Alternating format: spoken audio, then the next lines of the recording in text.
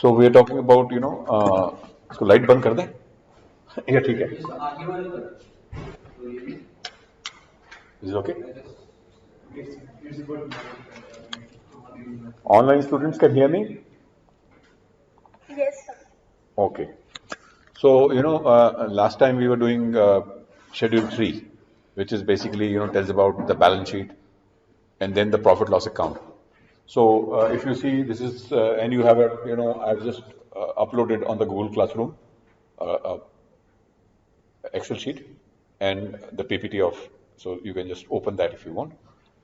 So on the equity side, it will have the share capital.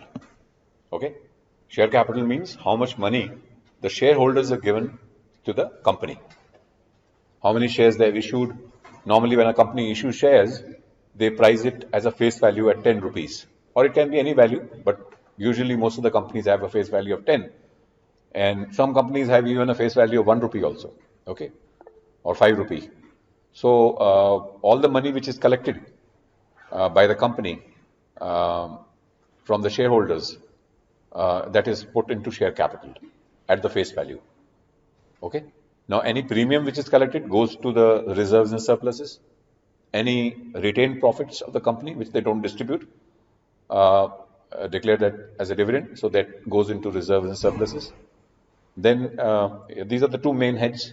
Then we talked about the non-current liabilities. Okay, non-current liabilities are basically the long-term borrowings which the company takes from banks as loans, or they can issue even debentures or bonds. Okay, where the public can participate and they subscribe to those bonds. Bonds can be of face value of 100 rupees and they carry a coupon rate. So you can, apply for the bonds in whatever number you want, but bond will usually have a face value of say 100, and currently the coupon rate is around say 7 or 8% or 9%. Okay, depending upon the company, its credit, rating. The lower the credit rating, the bond coupon rate will be higher, and higher the credit rating, the coupon rate will be lower. Is that okay? Why it happens that the higher rating would mean a lower coupon rate? Dhruv? A company which is issuing bonds, which is taking money from the public, if it has a good credit rating, then the coupon rate, that means the interest which it gives on the bond, will be lower. Whereas a company which is having a very low credit rating, okay, they have to offer more interest so that people can invest in that company. But a company which is having a high credit rating, like Infosys or say Tata Steel or say Reliance, they can, always, issue bonds at a lower coupon rate. People feel that the company, their money they're putting is very secured. So even if they get 7, 8%, little more than the fixed deposit, they'll be willing to give the money to them. Whereas a company like DLF or any other company which may have little lower rating, so they will always give more interest rates to the debenture holders or the bond holders, so that they can invest money, so that they feel that they are getting higher return by taking some more additional risk. Okay, so borrowings, long-term borrowings would be in form of what? Ariman? From where the company can get long-term borrowings? Huh?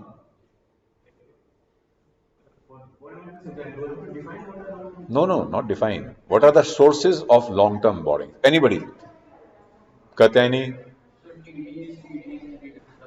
No, that is short-term borrowings. Okay, whenever a company requires money for a short period of time, then they issue those things, CPs, a bank, yeah. Banks say it is easier because they have to get themselves rated first. If they have enjoy a good rating, then the RBI allows them to take money from the public. But that's a short-term borrowing. I'm talking about long-term borrowings. Long-term borrowing कहाँ से लेंगे आप? आपको पैसे की जरूरत है, आप कहाँ जाओगे? इंटरेस्ट पे लेने के लिए? हाँ, बैंक से लोन ले लो. Bank gives you loan, 10-year loan, 15 years loan. Okay, like we individuals take housing loans. The companies can take loans from the banks. Fine. So that is the long-term borrowing, because that loan which they take from, yeah, come. The loan which they take from the bank will be generally payable after a few years. Okay, fine.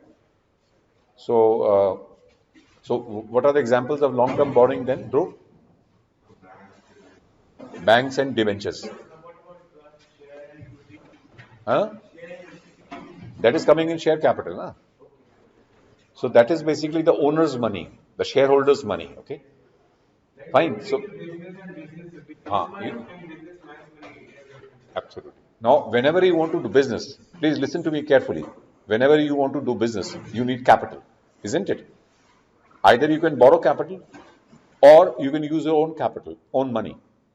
Okay, that for the company, the own money is the share capital, and the borrowed capital would be borrowing from banks or by issue of debentures. Huh?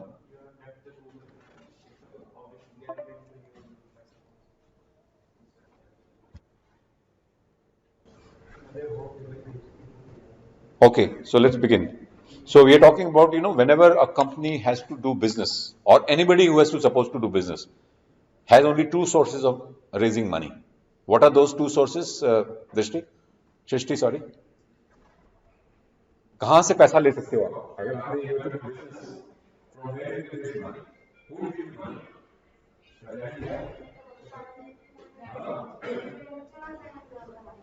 अपने internal I can hear you. And so what is debentures? Okay. So आप ये going for some now. Bank loan and bank loan debentures. Okay. No, that is basically one source. That is your debt financing. A company can raise borrow money. Okay, that is one, which is debentures, or can take a loan from the bank. What is the other source of doing business? Investment, like foreign investment or something. No, I am saying that there are two broad categories. Huh? No, not share, it's share capital. See, अगर आपने business करना है, दो जगह से तो पैसा उठा सकते हो ना, अपना पैसा या उधार लो. As simple as that, simple language. Either you put your own money, that's your own equity. It's equity share capital. In case of a company, if the shareholders will give the money to the company. Okay, so the top is the equities. Okay, the second is borrowings, the non-current liabilities, borrowings. So yeah, simple. So why is not looking at it? The company can do money.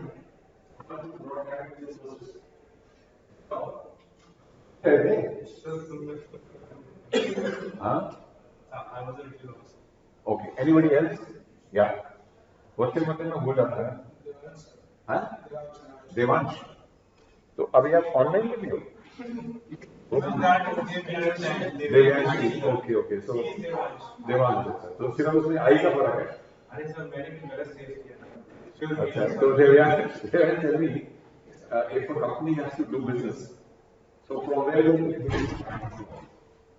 कहाँ से पैसा? Loans, okay. Second. अभी तो बताया है मैंने. I think you people are not listening. That's a problem. इतना simple. There are two categories. Okay, what are those two categories? and loans. Simple as that, And if you take share capital or loans, both will come on the liability side of the balance sheet, isn't it? Remember that. So that money which the company has taken, either from the shareholders or borrowed money from the banks or issued debentures, which is again a borrowing. So they will all sit on the liability side because that's the money which company owes. Okay, and the total share capital employed of the company will be basically the share capital and the long-term loans. जो सारा पैसा लगा है company में, capital employed, the whole capital employed of the company. Remember, because we'll be doing a lot of analysis later on, the capital employed is nothing but the shareholders' money and the money which the company has borrowed from banks or from whatever source, which is a long term, which the company doesn't have to pay within a 1 year's time. So that's all long term, okay? Fine. So that is all the capital employed by the company. Fine. ये मतलब थोड़ा ना अगर आप lawyer बनोगे तो आप you can't do business, you will be doing your own practice also, isn't it? So you will be needing money. So either you put your own money, many the lawyers put their own money, rather they suck money from others. लोगों से पैसा लेते हैं, अपना पैसा तो लगता नहीं है उनका. Okay.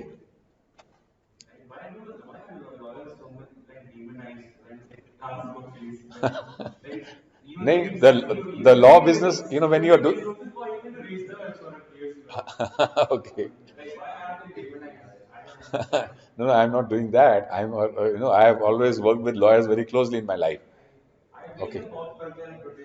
But I'm saying lawyers are very privileged because their capital required is very low. Only the capital or what requires is basically they should have an office. Or today, they can work online. So even the office is not required. You can offer services online. Now you can even attend your cases on. Huh? Huh. Ah. So those are the people who are not lawyers from Munjal University. They will be from. Okay. Ah. Okay.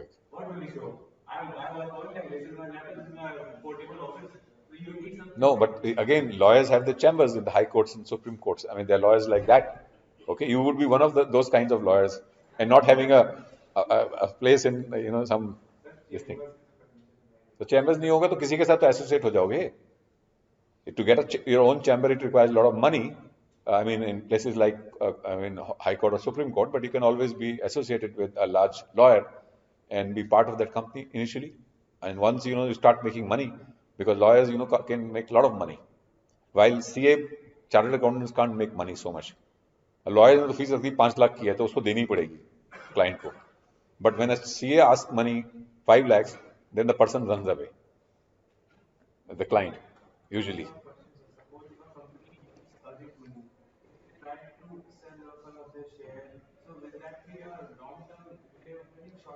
Which one? Vendor? They try to sell some of the shares own shares. So will that be a short-term method or long-term method? Because how much time it depends on that. Normally, the companies would sell their own shares. Okay, that is not the normal way of doing business. If you have collected money from the shareholders, even if they're trading on the stock exchange, you are not allowed to sell shares like that. Okay, only the promoters can do that, their own shares. Like Reliance, Ambani, they can sell their own share. So that is for their personal benefit. Okay? But when you are selling shares to bring money more into the business, then there is a separate route which is called buyback of your own shares. So that's always a long term. When you are no, when the company buys its own shares, actually it is reducing its share capital, isn't it? It is reducing its share capital. Okay, fine. Okay, so we'll talk about that. That's a different subject. So then we have, deferred tax liabilities, net. We'll talk about that more in detail. That's an important topic, but that would definitely come up when you do your corporate taxation in one of your, semesters. So there the professor will talk about more, but I'll, give you a brief about what are these deferred tax liabilities, but little later. Okay, once we are through with most of part of it. Then other long-term liabilities. Here, basically, these are not borrowings. These are long-term liabilities which the company has to pay in future. Okay. For example, a company has some pension liabilities towards its employees, and that money is only payable when the person retires. So there are a lot of people who are working, so there can be some other long-term liabilities of the company. Okay. Then some long-term provisions. So company is making some provisions with regard to gratuity, with regard to pension, whatever. So they are all clubbed basically. Then we have the current liabilities. Okay. Now, apart from the long-term liabilities, okay, company may have short-term liabilities. The difference is that something which is payable within the year. I think it's 11 months, like bookish language, like even the book of the 11 months is short-term. The moment you cross, I think, See, that's a bookish thing. What I'm saying, anything which is payable in less than 1 year is basically a short-term. Okay, fine. Anything which is payable over 1 year is a long-term. That is what, how we classify in the balance sheet. Okay, fine. So, give me some examples of short-term borrowings. Dhruv, आप बात कर रहे थे कोई, somebody was talking about those earlier.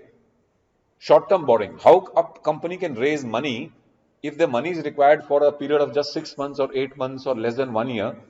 How company can raise money? What are the various sources of raising money? Please here, Devansh. बताओ, short-term borrowing कहाँ से आती है? अगर आपको बहुत पैसा बिजनेस में चाहिए and that you require only for a couple of months, okay, because there is some mismatch, your customers are not paying you in time, but you have to pay, money for your raw material purchase or whatever goods you have purchased for doing business, you have to pay them, upfront. but your customers are taking time. So there can be always a mismatch of your cash inflows and outflows. So you have to resort to some borrowings. The first, most traditional, huh? Short-term borrowings. Yeah, yeah. So example of short-term borrowings, Devanshi. Uh, So the most traditional form was go to the bank and take an overdraft. Overdraft सुना है कभी आज तक आपने? yes. So bank gives you an overdraft. Yeah, So Devanshi, yeah, you're right. extra amount is taken out from the account, like the minimum, some minimum amount is Okay. 10 lakhs, and Sure. if you withdraw 20 lakhs, so that is overdraft. Absolutely. So just Google and see what is a bank overdraft. Every one of you, each one of you. And somebody has to just read it out for me, what they found. A bank overdraft. What does it mean, basically? When you're doing business, okay, you may require money.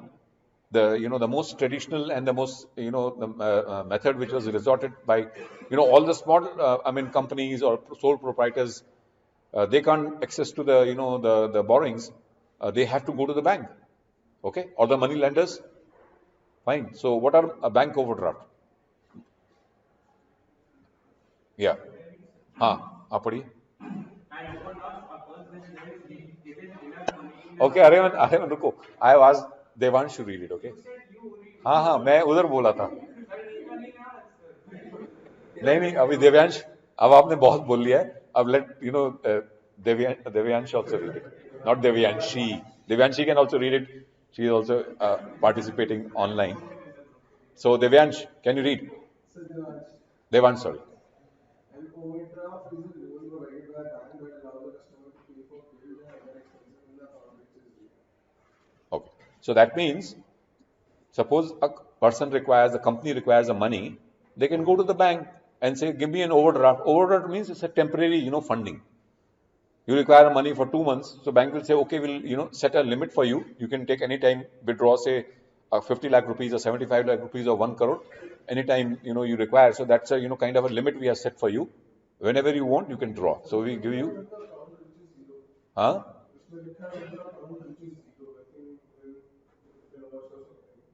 Come again, can you read it? When the account reaches zero, उसके पहले क्या लिखा है? a loan provided by a bank that allows the customer to pay for bills and other expenses in the account which is zero. I think that shows the account which is zero when they input that they are in debt or something, and even then they require money. So No, I don't know in what context he has written. I have to read that. So just park it. We'll just read it at the break time, and then I'll tell you what that zero means there. Okay, what he's referring to that. So maybe it may have something more in the beginning, so that we have not read. Zero means that you don't have money. We can say you don't have money, but your bank balance is zero.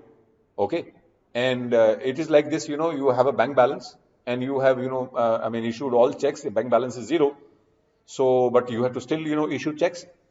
Okay, you issue checks, so generally the bank will honor that. So what happens is that your bank has, limit has become zero now. Whatever money you are having in the bank, that's become zero. But you have an arrangement with the bank that they will accept to certain amount, some money, some checks which you have issued. So they will honor them, and that will, carry some interest for you. So that means you are taking bank finance, and the bank is allowing those, checks to be passed without your money having in your account. Okay, so that's a bank overdraft. So that is one form of short-term borrowings. The more common, all the big companies, what they do is they issue commercial paper. The money market instruments, RMN ने और सब लोगों ने कितना सारा डाला है वहां पर. A lot of PDF files. So these are all short-term borrowings. Certificate of commercial paper. Okay, fine. So basically, it's a commercial paper, a promissory note or a commercial paper where the company says that we'll pay you money, 10 lakh rupees, after say 3 months, and it will come with you to come along with say 7%, 8% rate of interest. So any person who accepts that commercial paper, he has to give the money to the company, and company will repay that money after 6 months, 3 months, along with interest. So that's called the commercial paper. Fine. It's just like a certificate. No, it's not a letter of credit. Letter of credit is generally issued mostly in terms of, whenever you are, importing goods from abroad. It can be even an inland letter of credit also, but mostly it is used for when you are buying goods from out of the country and the person doesn't know you. Okay, fine. In that case, you will go to the bank and bank will give you a letter of credit. in favor of your supplier to whom you have to pay the money. So once he receives a letter of credit guaranteed by the bank that his money is safe, you can supply him goods. So he will present that letter of credit to the bank, and bank will pay the money and recover the money from. It is like, you know, it's a. Bank will pay for your side because you have been customer for around more than 10 years. Ah. So that takes time. Absolutely. Then you have to pay. Sure. So letter of credit again is a form of basically a credit, like a commercial paper. Okay, whenever you need money, so you basically can raise commercial paper. Okay, fine. So we have the short-term borrowing. Then the trade payables. Trade payables are basically your suppliers. You know, when you buy goods for doing your business, okay, you may buy raw material, okay, for converting them into finished goods if you are a manufacturer. You may buy oil, diesel, if you have to run your DG sets. Okay, sometimes you get a credit from, you know, Indian Oil Corporation or other companies. Okay, so you have to pay that money to those companies, and all that payable money which stands payable will come at trade payable. So that means whatever goods or services or anything you are procuring from someone and you're not paying them upfront, and you're getting credit from your supplier, okay, so that's your liability, isn't it? आपने किसी से material खरीद लिया. Suppose you're doing a business, okay, you're running a business of selling, you know, handsets. So you picked up 100 handsets from a supplier, valuing say 10 a lakh or say 10 lakh rupees. So you tell that guy, I'll pay you 10 lakh rupees after 2 months. And in the meantime, you sell those handsets to your customers and get money. You pay that money to the supplier. So that money which is payable to the supplier for buying 100 handsets for 10 lakh is nothing but trade payables. Is that okay? Trade payable क्या है? Trade payables. Whatever business you are doing, उसके relation में जो payables हैं. You know, sometimes we call them sundry creditors. Okay, sometimes we call them trade payables. Okay, so this is whatever goods you are buying on credit for doing business, and you're not paying immediately, but you have to pay it later. It's your liability. It's your short-term, current liability, isn't it? Yes, sir. We know that good borrowing credit is a liability, and for the seller, if you can exit or long term में नहीं मिला तो there is you never get. So ठीक है, depreciation account. उतना दूर तक मत जाओ, ठीक है, अभी अपने तक ही रखो. सेलर पॉइंट ऑफ व्यू से हम बाद में बात करेंगे. Okay, so other current liabilities, short-term provisions. Short-term provisions. So that's also a very important thing. Short-term provisions. Can you give me an example of short-term provision, please, Arvind? आपसे पूछा जाएगा तब बोलना आप थोड़ा सा. Let others also participate. हाँ, आपसे पूछूंगा, एग्जाम्पल बताओ, किसी कोई भी बता सकता है, आप भी बता सकते हो. Short term provision. Can you give an example of short term provision?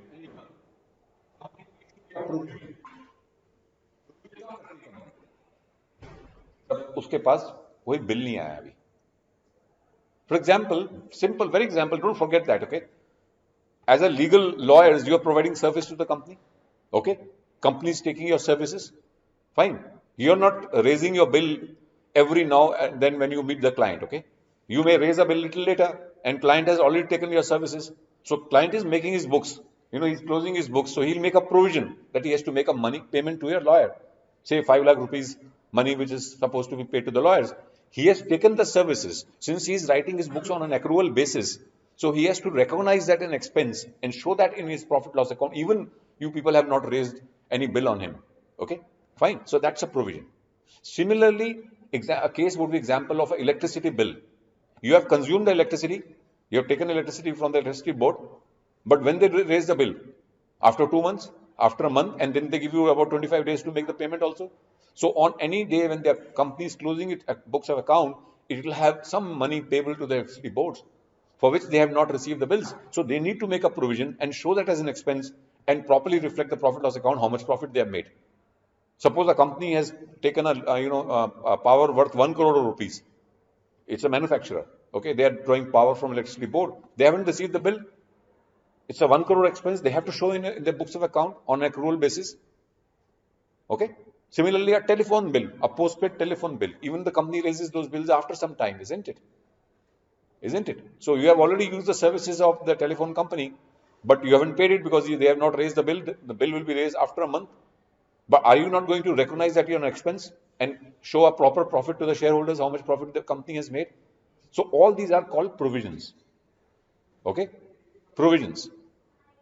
Now, even, when the people are working, so you're making some provisions against any cost which the company has incurred, and you have not received any bills from your suppliers also. Sometimes the suppliers may take some time to, send you a bill, but you, you have already received the goods from them. You have already received some services from them, so you need to make some provisions. Okay? Is that okay? Now tell me any example of, whatever examples which I have given. Yeah. Devyansh? This, Sir, this side? कुछ example है? sir, हाँ. provision for doubtful debts. Provision for doubtful debt. Doubtful debts. You're saying it there, short-term provisions. No, actually, what happens is, Devanshi, that short-term provisions, provision for doubtful debts is basically, when you're making a balance sheet, is actually reduced from your receivables. So it will appear on the asset side, but minus your debt. Okay, so there's a special treatment for that. They're not shown as short-term provisions in the balance sheet. Though, if, if they are allowed to be shown, they'll form under short-term provisions. But as per the Schedule 3, all provisions for doubtful debt, that means you have made some provisions with regard to the money which you are billing to your customers, and you think that you will not get that money. Okay, so that will appear on your asset side minus your receivables. So your receivables will get reduced. Okay, but other way would be that you reflect your receivables at full amount and show them short-term provision on the liability side, what Devanshi is telling. But that is not allowed in India. Okay, fine. So any examples of short-term provisions? Yeah, this side. Short-term provision, Mohit? Water bill, yeah. Water bill was another, yeah. Maintenance bills. Okay.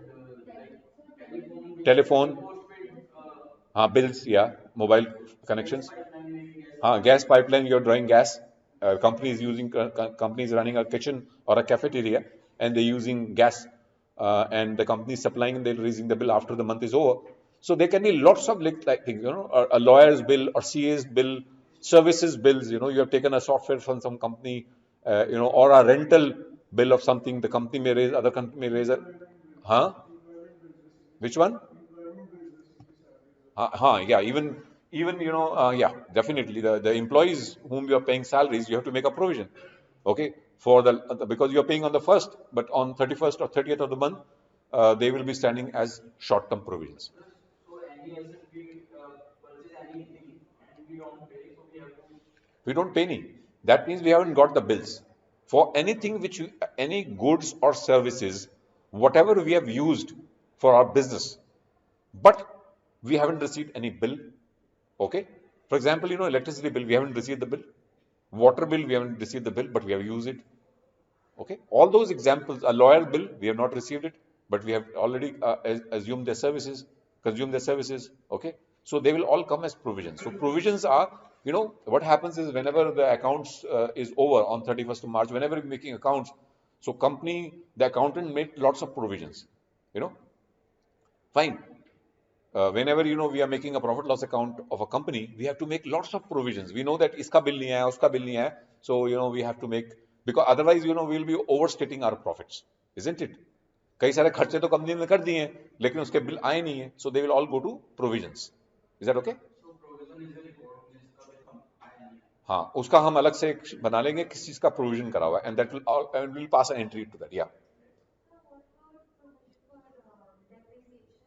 Provision for depreciation. Now again, depreciation, again, like provision for doubtful debts, they will be reduced from the fixed assets. Okay, I'll just show you that. It will be coming there. Okay, now come to this place. Okay, non-current assets. So यहाँ पर जो हो रहा है वो provision यहीं आ जाएगा आपका. This is non-current assets means all the building equipment, machines, what you have taken.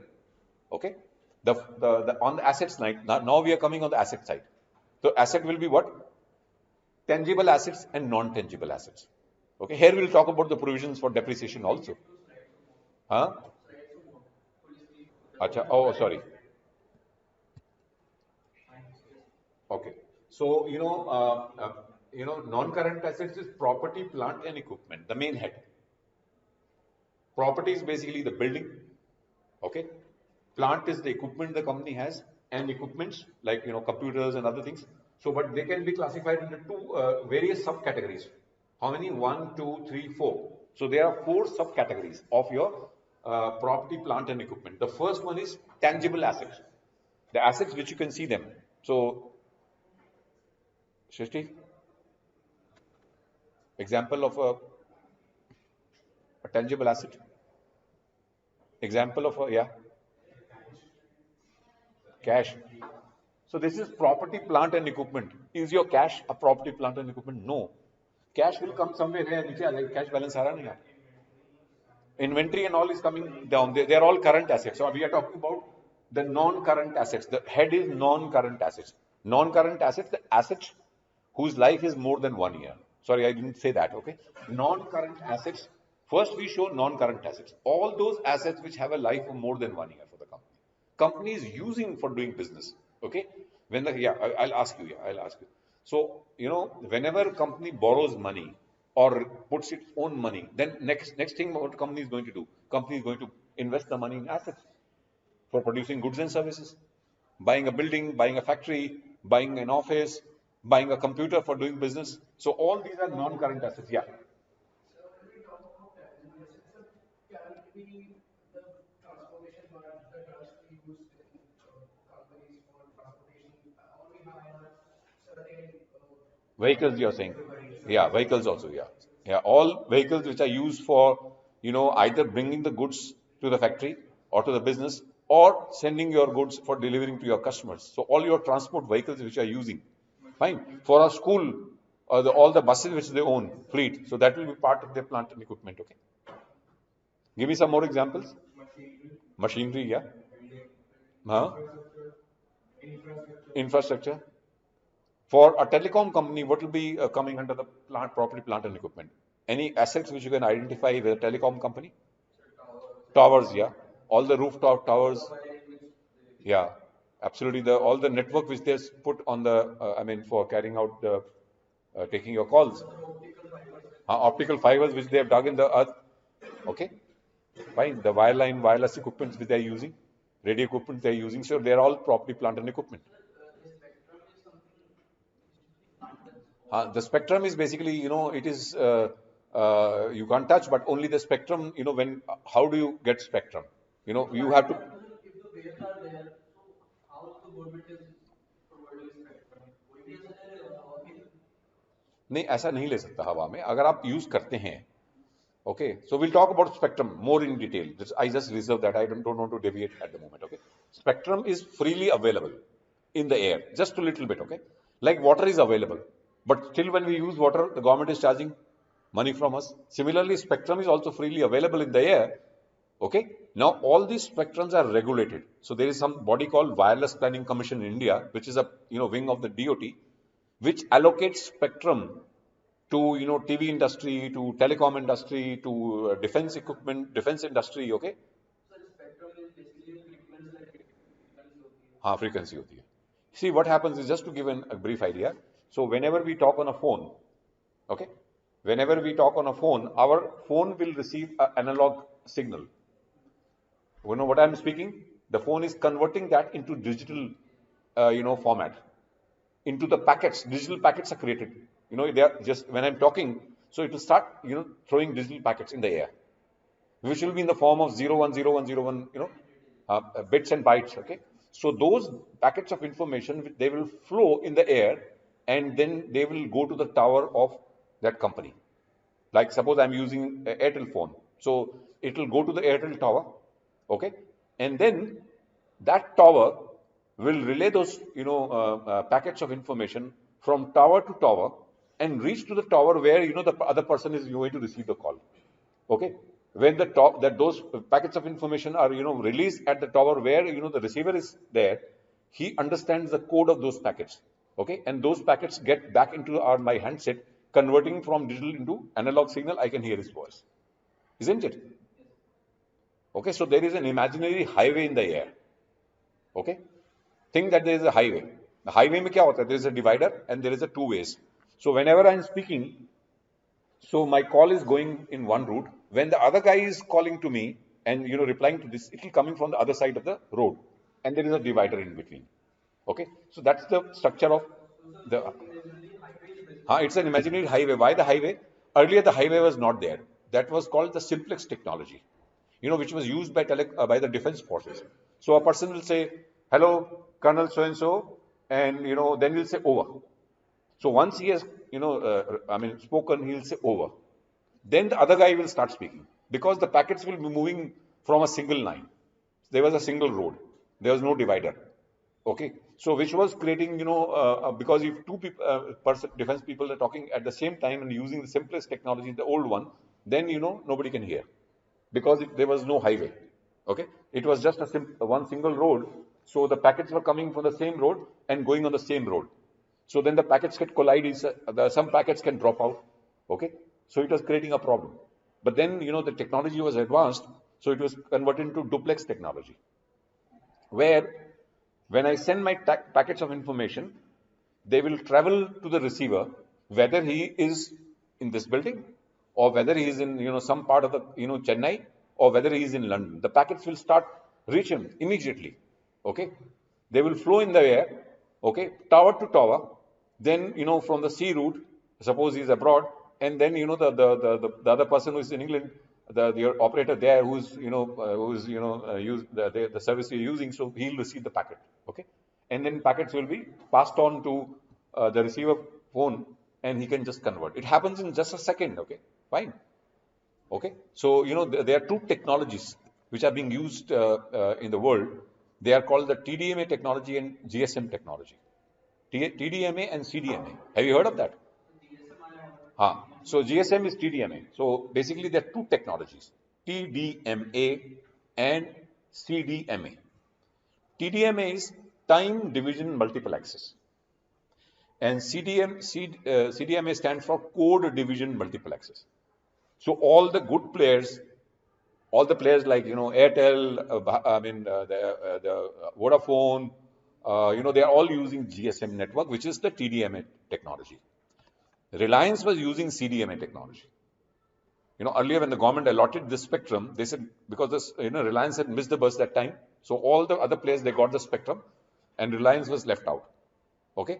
So then the government wanted to penetrate all these telephony to the small places in India, which are in the tribal belt.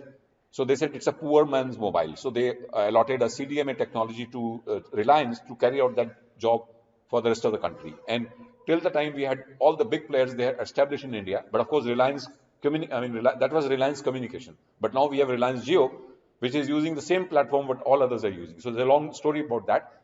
So so now basically most of the people are using TDMA technology, which is like a most superior technology compared to the CDMA technology.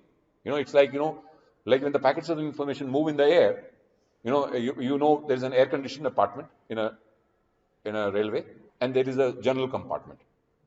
So CDMA can be compared to a general compartment where all the packets of information, so many packets are moving in one bogie. And in TDMA, there are only 8 packets are moving in a bogie. It's widespread. It is they are separated from each other, so they move in the air. So there is no collision. The clarity of speech is also very good, and they can be transferred from one place to another using this technology, which is called time division multiple access. Okay, fine. So those are the spectrums. Okay. Now government is auctioning those spectrum. Okay. Now why it is important for our accounts or our understanding of accounts is that all this spectrum which is given by the government. Okay, fine. So government is charging money, huge amount of money. Okay. No. And the spectrum is given or a license is given to a company for a certain number of years to carry out its business. Okay, for 20 years. So companies recognize that as intangible assets in the books of account and claim not depreciation but amortization. When you have intangible assets, you amortize them. The tangible assets are depreciated. Okay, as you said, depreciation is related to the assets which you can see them. But there are certain assets which you can't see, like copyrights, okay, patents, or trademarks, or all these licenses which you get for doing your businesses, either from RBI for running a bank, or a telecom license from the government of India. Okay, So all these licenses have a certain period. So government allots that, okay, I mean, this license for next 20 years, you can run a telecom company in India. RBI gives a license to run a business for next 20 years. So these licenses should be renewed by those banks or telecom companies. So all these are capitalized in the books of companies as intangible assets. Okay, because it has a life. And now, since it's a life of 20 years, the company has paid a huge amount of money, so they can't show as an expense in the year of spending, because then that year they will have a huge losses. Okay, so since the life of the asset is very long, so they amortize that asset and show that is equivalent to depreciation. Have you got it? So intangible assets, you charge depreciation or amortization? Dhruv? Okay, you're not with me. So the question is, there are two kinds of assets: tangible assets and intangible assets.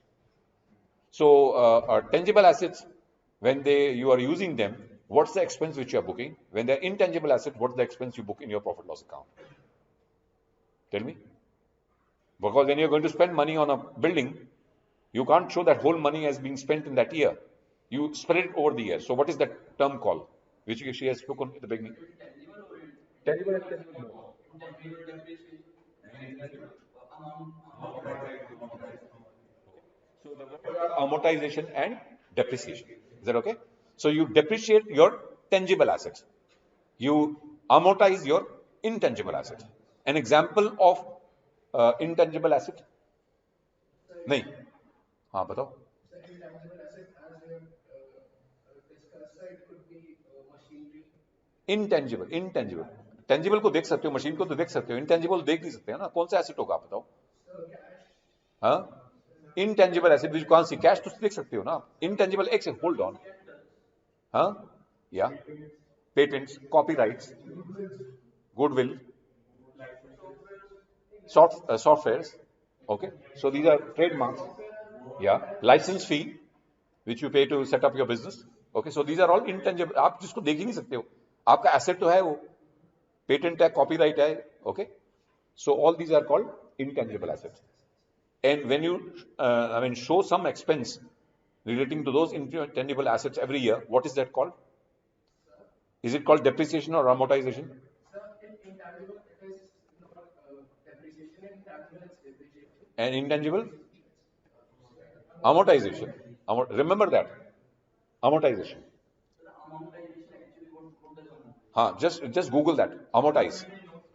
हाँ, कोई बात नहीं. Google पे देखो. Just Google the word amortization. What does it mean? Devyanshi, please just Google the word amortization. Amortization is an accounting technique used to periodically lower the book value of a loan or an intangible asset over a set period of time. Concerning a loan, amortization focuses on spreading out loan payments over time. When applied to an asset, amortization is similar to depreciation. Similar to depreciation. Of course, you can say amortization of loan also, but we'll talk about that. Generally, we talk about amortization with respect to intangible assets. Okay, fine. For bank, loan is itself an asset, so they amortize, okay, because they're taking money. Okay, so we'll not go into that at the moment. So intangible assets are, you amortize. Tangible assets, you depreciate. Is that clear? So both are expense. Both are expense where they'll go to profit loss account as an expense. Okay. Then we have capital work in progress. So what is capital work in progress? What is capital work in progress? So if a building is being built right. Building is built in, right? Very good. So anything which you are making, the company is making that, okay, which is not fully made. Like, company is setting up a new plant, which has not become operational. A company has expanded. Company has already a plant. They're doing business. They find that the demand of the product is growing.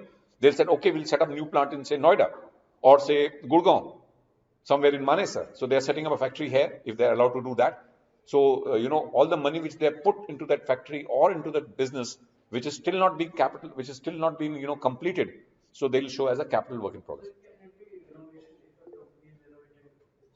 See, again, now that's a good, question. A renovation. Now, if a person is doing a renovation, suppose I'm doing painting, polishing, and making some kind of, alteration. So that will be all as an expense. That you can't capitalize because the life is normally very less. The life may be more than 1-2 years, but any big renovation, huge renovation which may have a life more than 1 year, you can still capitalize. But normally a renovation is always expense in the year of spending. Yeah. Devanshi? Sir, while accounting for capital work in progress, the amount would not be fixed. Like work is going on, so if the amount is not fixed, so the Amount is big. amount. Generally the capital work in progress will be generally running into lakhs or Yes, crores. sir, but if the exact amount is not determined at that point of time, so that gap No, is the whatever the company has spent, when the company is making the balance sheet, they know what amount has been spent. Okay, so that all the money which they have been spent on building, on making a machine. So I know, if I'm doing business, I spent 50 lakh rupees for making a building so far. It may require 2 crores. At the end of the time, I may spend up 2 crores. But that may be, not I have not spent today. But at least 50 lakhs that I have spent, that will go to the capital work in progress. Whatever I spent, Suppose I have bought bricks, cement, steel for making a building. So all the material which I have bought for making the building will go in under capital work in progress till the time the building is made, fully made. Okay? yes. Is that clear? So capital work in progress would be generally anything which is in making, which has not been fully made. So any expense incurred for that purpose will be shown as capital work in progress, because it can't be shown as an expense, because we are going to create an asset out of it. Okay? So it will be shown as this thing. Then we have intangible assets under development. Now, this is basically, capital work in progress will be all related to your tangible assets. But if there is an intangible asset, you are in the process of getting a copyright or some research you're doing. Okay, you're creating something, some medicine, new vaccine. So whatever, development expense you have incurred to do that activity, nowadays, a lot of people were making vaccines, so they were incurring a lot of money. So they can't show that as an expense, because the product will come out only after the research has been carried out or the development has been done fully. So till that amount will be shown as under intangible assets under development. Okay, your R&D expense. So all the development expense will come here. Okay, fine. Then we have basically the non-current investments. Non-current investments. A company may make some investments. Company may, buy some shares of another company, and the other company becomes a subsidiary of that company. So whatever company has invested in another company, whether it is its subsidiary or a long-term investment the company has made in another venture, so that will be a non-current investment. Because investment means you have made some investment, you have incurred some money, okay? You have bought shares of another company, okay? Fine. And you want to, you're interested in business and you don't want to sell that shares immediately, and you want to be, control of that company in which you have put your money, and that company happens to be a subsidiary company. So the non-current investment would include the shares bought by the company, okay? Or suppose the company has invested into bonds or debentures in another company, which are 10-year bonds, okay? Fine. So technically speaking, they are going to receive money after 10 years. So all are non-current investments. Is that okay? So here the company has invested the money because they are expecting a return from that asset. Okay, fine. Is that clear? Non-current investments. The investment which the company has made, which the money is not going to be received, say, in 1 year, but they have a long-term, stake in that company, or they have a long-term horizon that they're thinking that, okay, we are going to remain invested in this company for long. So whatever money they have spent to buy shares of another company will come under non-current investments. Is that okay? Is it clear? Okay. Then we have, the long-term loans and advances. Now we have the deferred tax assets, which I'm going to cover later. Long-term loans and advances. If the company has given long-term advances and loans to someone, to its employees for 10 years, to anyone, so that will be classified as loans. So any loans given by the company, not taken by the company, that will come to the borrowings, or short-term borrowing or long-term borrowing, depending upon, how long is the borrowing. But if the company has given loans to someone, okay, so for that company, it's a asset. Think about a bank. Bank always give loans. So that for bank, the loans will be asset, isn't it? So long-term loans. Then you have, then we come to, these are all called example of non-current assets. Okay. Then we have current assets. Current assets are what? all those assets which are going to be converted into cash within 1 year. Anything which has a life of less than 1 year, but it is your asset. Okay? That is called the current asset. Non-current assets, they are all generally fixed in nature, permanent in nature. Your long-term investments, your research and your tangible assets, intangible assets, everything will go to your non-current assets. The current assets will generally have a life, and they will be keep changing in their form. Like your receivables. When you sell your goods, when you do business, okay, not all the businesses they can realize the cash upfront. It's not like a shop where you go and buy something and give money to the business people. But there are businesses which give credit of 3 months, 6 months time, or 2 months time to their customers. Okay, fine. So all the money which is receivables from the customers are your current assets. Let's start with this current investments. So any investment which the company has made only for a short period of time. Okay, suppose the company has put some money in some shares or some bonds, short-term bonds, okay, which the company is going to get immediately, okay, will be classified as current investment. Inventories. Okay, what are inventories? Unsold stock. So that's one. Unsold stock. So when you say unsold stock, we are referring to basically a trader. अगर एक trader होगा उसी तो unsold stock होगा ना. But suppose you have a raw material, you are a manufacturer. Will it be inventory or not? Inventory. So you don't say unsold stock. So you can't just put a general word unsold stock. Inventory means unsold stock. It is only one part of the inventory. It can be your raw material. If you're a manufacturer, raw material. Your oil and lubricants, your diesel, petrol, which you have, you're buying them and doing some business out of it, and you're running your DG set. So anything which is left with you, okay, which you have bought it, but it's still lying with you. It can be your stores, it can be spares, it can be you have a lot of equipment, so you need to maintain some spares. Okay, so all that items which are raw material, and at any given point of time, if you go to a factory, you will have a lot of material which is under process. Okay, fine. Think about a garment factory. The fabric comes, which is the raw material. So raw material is inventory. Then the fabric is converted. Then apart from the fabric, what do you get? The thread, the buttons, and other equipment. Other things like zips and other things, the buttons. So all are your inventory. Whatever is lying with you, isn't it? Then you start converting them into trousers or pants and shirts. So there will be a lot of shirts and trousers which will be half finished, which are lying on the shop floor. Okay. And finally, when something is made, it's got your shirts and trousers which are called finished good inventory. So you will have some work in progress inventory also with you at any given point of time, which may run into lakhs of rupees. So inventory will mean a lot of things. Your unsold goods is just one part of it. And if you are a manufacturer, then it can be your, give me some examples of inventory now, since you have now fair idea about any inventory which is lying on the shop floor. Okay, if you're manufacturing something like, okay, and you have some inventory which is lying on the shop floor, which is still in the process of being manufactured. So what is that? Inventory or inventory? Okay. Give me some more examples. Finished goods which is not being dispatched to the customer is your unsold stock. What is the same? What is that? Think about something.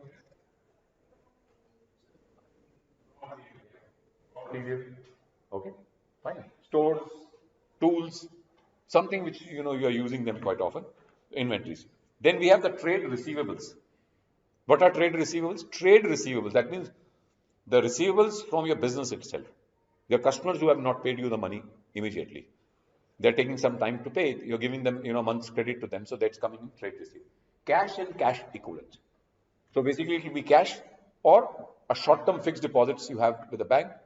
You're going to the bank for keeping for 30 days, and he's giving you some interest, more interest. So it's in time of a fixed deposit for less than 1 year. So that will be cash and cash equivalents. Okay, bank balance.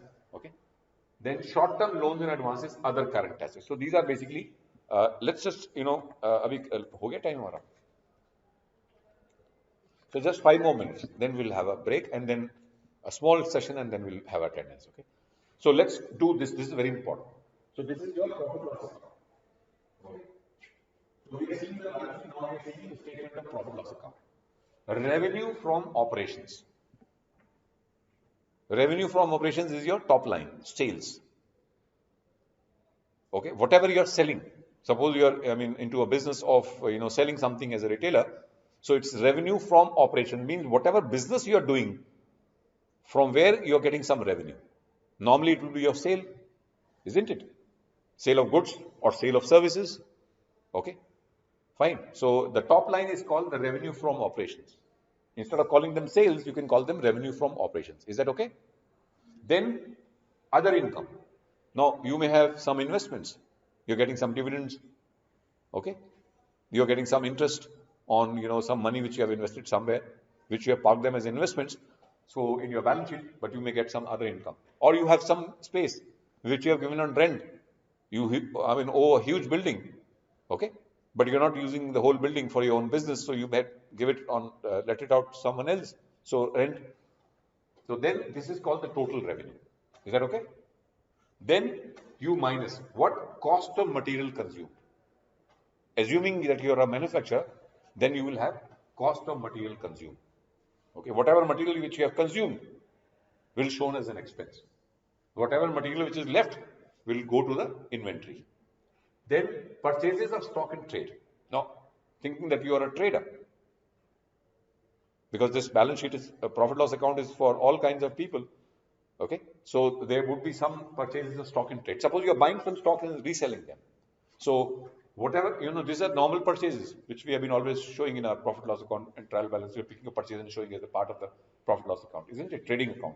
So here, we don't make a trading and profit loss account separately. We just put them under one, under one called profit loss account.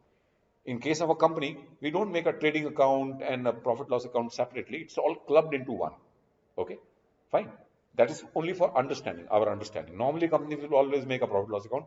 Will show all this thing. Some companies bifurcate between gross profit and this thing. Okay, fine. So for their own management reporting, they can do. This is the company's act format. Okay, so we don't want any trading account. We give us this format. Okay, cost of material consumed, purchase, then changes in inventory of finished goods, work in progress. So this is basically the opening stock minus the closing stock.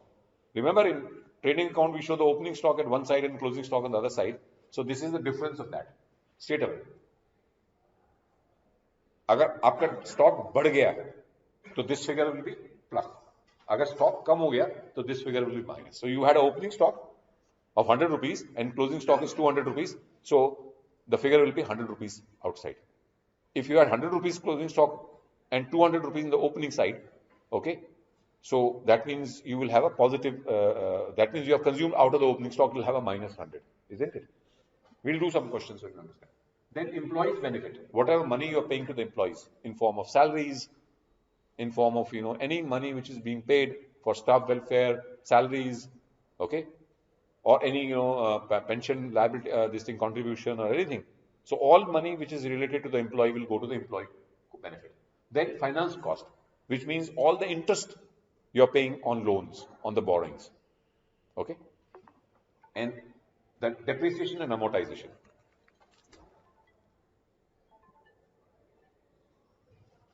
I don't know if through the phone, I'm in the college. I'll give you a call.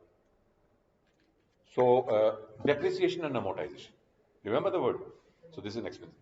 Then other expenses. So we will do up till this, and we'll have a break, and then we'll do the bottom, the second line later on. Okay, fine. After the break. So it's about what? 10:30. So 10:35 we'll resume. Okay.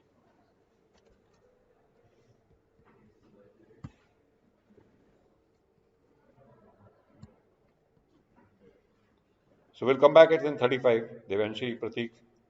Yes, sir. Okay. So I'll just re-log in at that time. Okay.